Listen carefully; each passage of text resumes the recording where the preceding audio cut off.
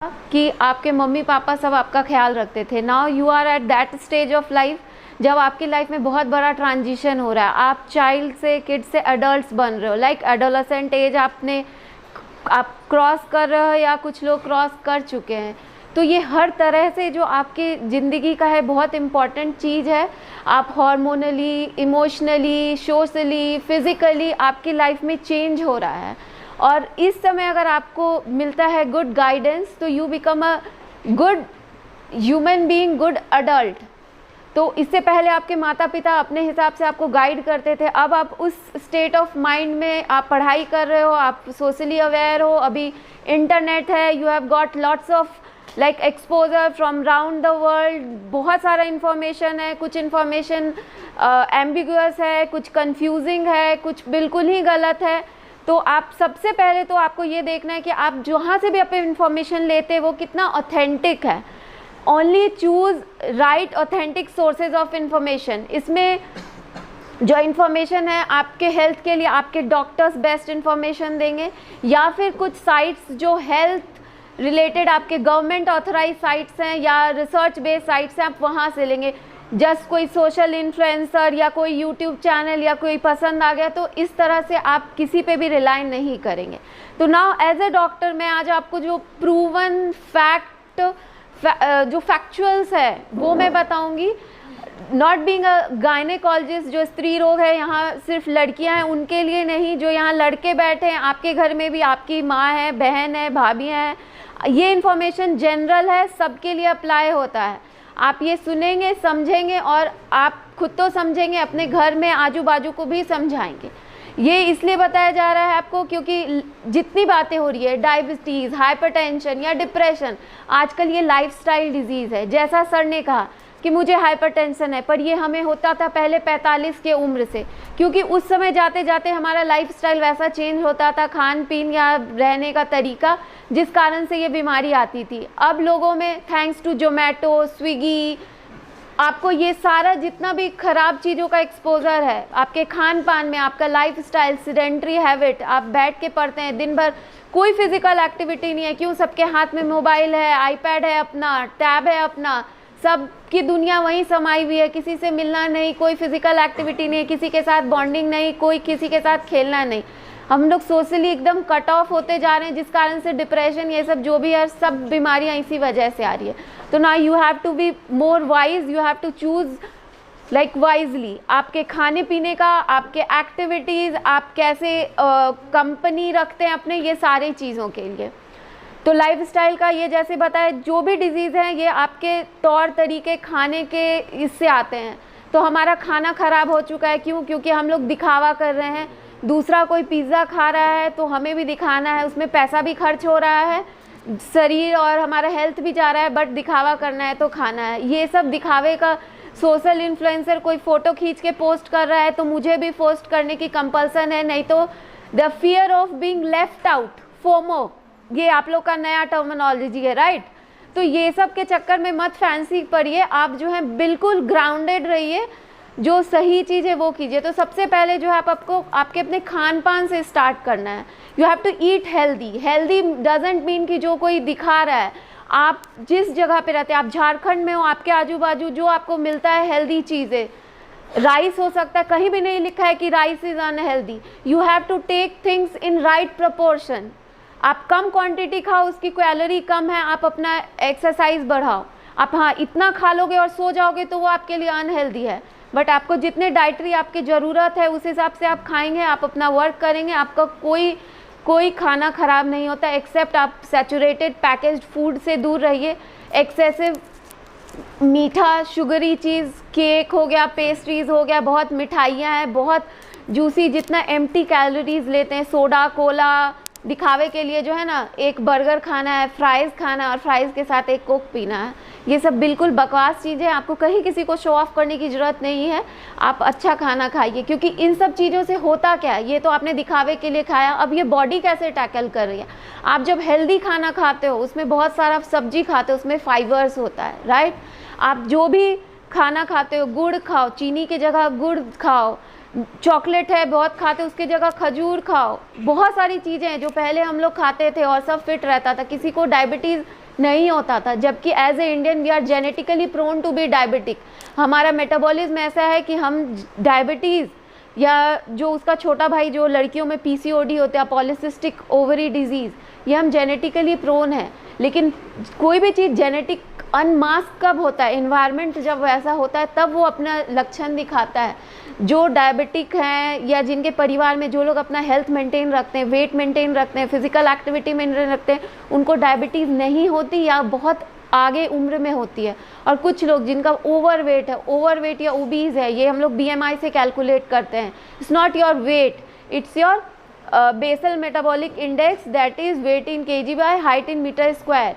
ये इंडिया में अगर आपका 19.5 से 25.5 है तो ये आपका हेल्दी बीएमआई है। आपको ये टारगेट करके मेंटेन करना है। आपको अच्छा खाना, मैंने बताया खाना, जब आप अच्छा खाना खाते हैं उसमें फाइबर्स होते हैं, गुड कार्बोहाइड्रेट्स होते हैं, गुड फैट होते हैं।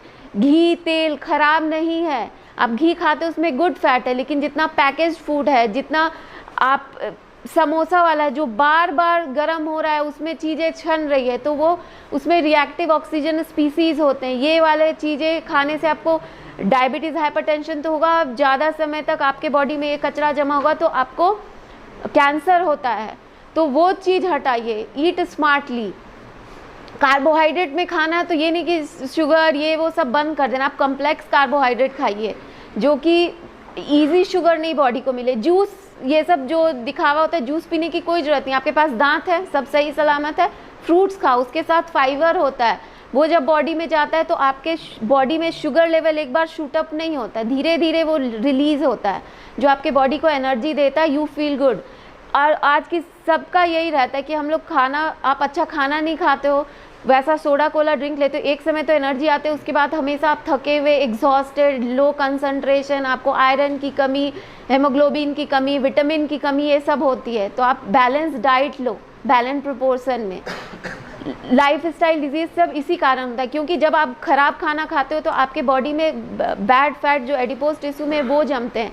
जब जैसे जैसे जिसकी बॉडी में ये फैट की मात्रा ज़्यादा होती जाती है और आपका बॉडी का लीन प्रोटीन मास जो होता है, जो आपके मसल्स में होता है, ये कम होता है, तो ये फैट जो है गंदा पहले आपके पेट में, आपके कमर पे, ये सब जगह चढ़ता है। उसके बाद ये आपके विसरल फैट बॉडी के अंदर, आपके हार्ट के अराउंड, आपके लिवर, आपके किडनी, ये सब के अराउंड जमता है। जिसके किडनी और उनके बीच में एओर्टा होता है उसमें जमता है, उनको हाइपरटेंशन होता है। जिनका लिवर के नीचे जमता है, इन सबको इंसुलिन रेसिस्टेंस होता है, उनको डायबिटीज़ होता है। जो हर जगह हो गया तो वो मेटाबॉलिक सिंड्रोम कहलाता है। मतलब आप ओबीज हैं, आपका डायबिटीज़ भी हो जाएगा, हार्ट के है तो आपका हार्ट डिजीज़ हो जाएगा, आपका ब्लॉक हो जाएगा, जिस कारण से लोगों को हार्ट अटैक आता है, डायबिटीज़ हुआ। यही इंसुलिन रेसिस्टेंस लड़कियों में कम उम्र में अगर रहता है तो ये पीसीओडी कहलाता है, क्योंकि इसमें जो हर ओवरी में से एक लड़की अपने हर महीने के मासिक चक्र में एक अंडा बनता है, बढ़ता और फूटता है। तो ये नॉर्मल है, इसी तरह उसको महीने महीने पीरियड आता है। बट जब ये इम्बैलेंस हो गया, आपके बॉडी में बहुत फैट है, ख़राब फैट है, जो आपके सारे ऑर्गन, विसरल ऑर्गन के चारों तरफ इंसुलिन रेसिस्टेंस है, तो ये जो अंडा है वो बनता नहीं और फूटता नहीं, वो छोटे छोटे सिस्ट बन के मोतियों की माला की तरह आपके ओवरीज के चारों तरफ जमा हो जाता है। और इसका कोई इलाज नहीं है। एक डॉक्टर आपको कुछ समय के लिए कुछ टैबलेट देके इन सब बीमारियों की इलाज कर सकता है, बट असली इलाज आपके हाथ में। आप अपना लाइफस्टाइल चेंज कीजिए, अच्छा खाना खाइए, वज़न कम कीजिए, फिज़िकल एक्टिविटी कीजिए। आपका जब ये वेट लॉस होगा, फैट प्रोपोर्शन बॉडी का कम होगा, तब अपने आप सारा चीज़ ठीक हो जाता है, राइट। तो आप समझ आ गया ना कि पीसीओडी ये सब, आप किसी भी डॉक्टर के पास चले जाएं, ये सारी बीमारियां ऐसी है, you can't cure this disease, you can only control this disease. और कंट्रोल का जो रिमोट है वो आपके हाथ में है। तो आप जितने स्मार्ट रहेंगे, ये तो पहली बीमारी आएगी नहीं। Prevention is always better than cure. अगर आप अभी तक स्मार्ट नहीं बने हैं, तब जिस दिन से बनिएगा वो बीमारी आपके कंट्रोल में आ जाएगी बहुत। लेकिन अगर आप इसको अनकंट्रोल्ड छोड़ देंगे तो ये बिल्कुल घुन की तरह है। दीमक होता है ना, अंदर अंदर पूरे शरीर को चाट जाएगा, आपको पता ही नहीं चलेगा। डायबिटीज़ है तो वो सिर्फ डायबिटीज़ नहीं है, आपको शुगर है, वो आपकी आँख को ख़राब कर रहा है, आपके हार्ट को ख़राब कर रहा है, आपकी किडनी को ख़राब कर रहा है, आपके लिवर को ख़राब कर रहा है, घुन की तरह आपके पूरे शरीर को चाट जा रहा है। तो आपको इन सब चीज़ों का ध्यान देना। इवन आपके फैमिली में जो भी मम्मी पापा दादा दादी जिनको हैं, उनको आप अच्छा खाने के लिए फिजिकल एक्सरसाइज में किसी को महंगा जिम में जाके पैसे खर्च करने की भी जरूरत नहीं। आप वॉकिंग कीजिए, 30 मिनट का ब्रिस्क वॉक। जब आप वॉक करते हैं तो आपके बॉडी में गुड हार्मोन एंडोर्फिन रिलीज होता है। ये सारे चीज़ जो इंसुलिन रेसिस्टेंस मैंने कहा, ये सब को कम करता है और फिर आपके बॉडी में चेंजेस आता है, फैट कम होता है, तो आपका खुद ही खुद ग्लाइसेमिक कंट्रोल बेटर होता है। तो ये तो मैंने आपको पीसीओडी, डायबिटीज़ और हाइपरटेंशन, लाइफस्टाइल डिजीज़ से बचना ही, सब कहते हैं बचाव ही सबसे बड़ा इलाज है इन सब चीज़ों के लिए। दूसरे लाइफस्टाइल डिसऑर्डर में आज के पॉइंट में कहूँगी, ये थोड़ा बुरा लगेगा जान के, बट कहीं ना कहीं आज का जो हम लोग का कहेंगे लाइफस्टाइल हो गया है दिखावा, कि हर किसी को एक बॉयफ्रेंड रखना ज़रूरी है और साथ में घूमना ज़रूरी है, मस्ती करना ज़रूरी है। ये सब में एक बीमारी है सर्वाइकल कैंसर। ये सर्वाइकल कैंसर होता क्या है? सर्विक्स होता है किसी भी लड़की के बच्चेदानी के मुंह को सर्विक्स कहते हैं। जब आपके पीरियड आते हैं ना तो उधर ही से ब्लड निकलता है। जो भी अगर उनके मल्टीपल सेक्सुअल पार्टनर्स हैं या फिर कम उम्र से वो रिलेशन में रह रहे हैं, उस समय तक उनका बॉडी उतना परिपक्व नहीं हुआ है, तो उनको बाद में जाके कैंसर होने का चांस बहुत ज़्यादा होता है। और इसका इतना सस्ता इलाज है, आपको 3 शॉट्स एक वैक्सीन का लगता है जो कॉस्ट लेस देन 10,000 में तीनों शॉट्स हो जाएंगे। आप इतना, आपको भी पता है कि इतना आप बाहर घूमने में, किसी दूसरे की शादी में एक ड्रेस खरीदने में भी आप खर्च कर देते हो, बट कहीं ना कहीं आपको अपने स्वास्थ्य के लिए इतना पैसा खर्च करना अच्छा नहीं लगता है। तो आप वैक्सीन लगाइए, 1 टाइम लाइफ का वैक्सीन है, आप लगाएं। 9 साल से लेके 45 साल तक कोई भी लगा सकता है, बट हाँ जो रिलेशन में नहीं गया अगर वो पहले लगाता है तो इसका 100% एफिकेसी है। आप मानोगे नहीं, कोरोना वैक्सीन का सिर्फ 70% था, पर पूरी दुनिया लगाई और तो भी फ़ायदा हुआ। अब आप सोचो जिसका 100% है, लोग उसको भी नहीं लगाना चाहते हैं। तो ये हमारा अनअवेयरनेस है, हमारे देश में ये कल्चर नहीं है। नहीं तो आप जितने भी डेवलप कंट्री में जाओगे, गवर्नमेंट स्कीम्स है, लोग आके लगवाते हैं, घर जा जा के गवर्नमेंट लगाती है।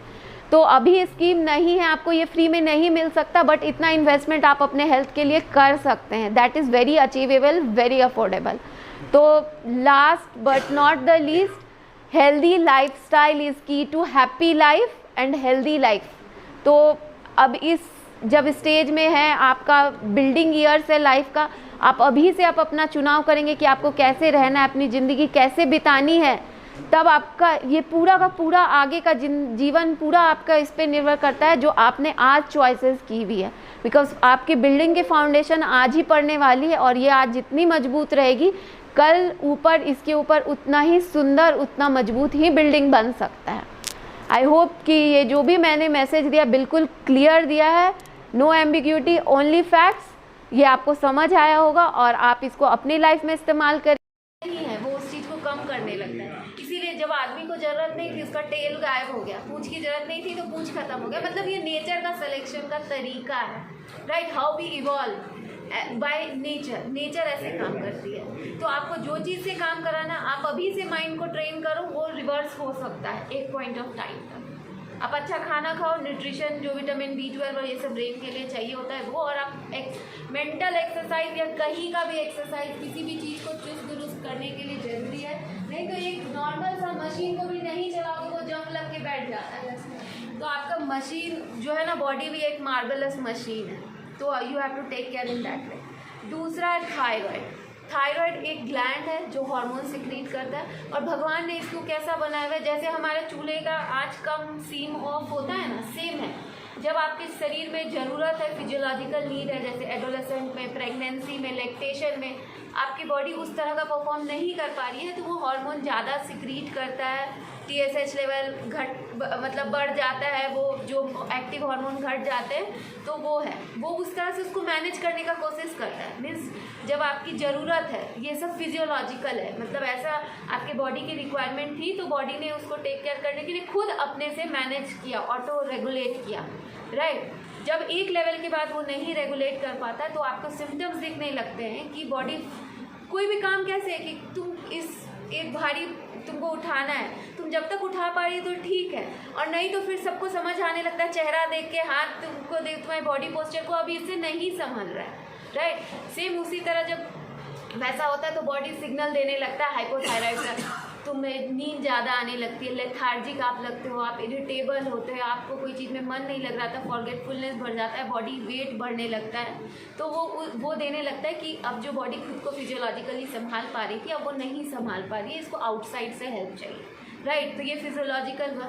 दूसरा होता है कि आपके बॉडी में ही कुछ प्रॉब्लम है, जैसे ऑटो इम्यून, जैसे जेनेटिक हुआ ना, जैसे तुम्हारी मौसी को है या तुमको भी है, किसी किसी के फैमिली में चलता है, तो देखा गया है तो कुछ एंटीबॉडीज़ हैं जो कि ऐसे जनरेशन बाई जनरेशन चल रहा है, और ये आपका जो ग्लैंड है उसके ही टिश्यूज़ को वो डैमेज कर रहा है। तो अब कोई चीज़ को जब ख़त्म ही किया जा रहा है तो ऑब्वियसली उसका लेवल या उसका वर्किंग तो कम हो जाएगा ना, तो वो है। तो डिपेंडिंग ऑन द कॉज उसका ट्रीटमेंट अलग होता है, बट जनरल ट्रीटमेंट यही होता है कि आप आयोडीन की कमी से होता है हमारे देश में, जो पहाड़ी इलाकों में रहते हैं, जो समुद्र के साइड नहीं रहते, जहाँ पे सॉल्ट में आयोडीन रहता है, तो आयोडाइज सॉल्ट खाइए।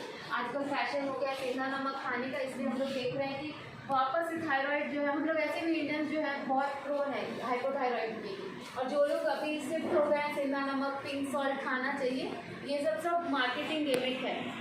सेंधा नमक को कोई पूछता नहीं था, अब डाटा और सब पिंक सॉल्ट करके ब्रांडिंग कर दिया है, तो बहुत सारा दाम सबका बढ़ गया है। तो ये बेवकूफ़ी मेरे यहाँ दिखावे पे कभी जाने का ही नहीं, अपना अकल लगाने का होता है हमेशा। तो ये है, तो आप वापस आयोडाइज सॉल्ट चाहिए, ठीक है। कोई भी चीज़ नहीं ले। क्वेश्चन है पीरियड्स क्रैम्प के बारे में। ऐसा क्यों होता है कि किसी को बहुत एक्सट्रीम क्रैम्प्स होता है और किसी को एकदम माइल्ड होता है और किसी को होता ही नहीं है पीरियड्स के टाइम पर, और ऐसा भी होता है कि कभी कभी पीरियड्स के पहले फॉल्स क्रैम्प जो होते हैं वो क्यों होते हैं? इसका ये पेन जो है बहुत ही सब्जेक्टिव फीलिंग है कि वो किसी को थोड़ा पेन भी लगता है कि मेरे साथ क्या हो गया, और किसी को बहुत पेन भी उसको फील नहीं होता है।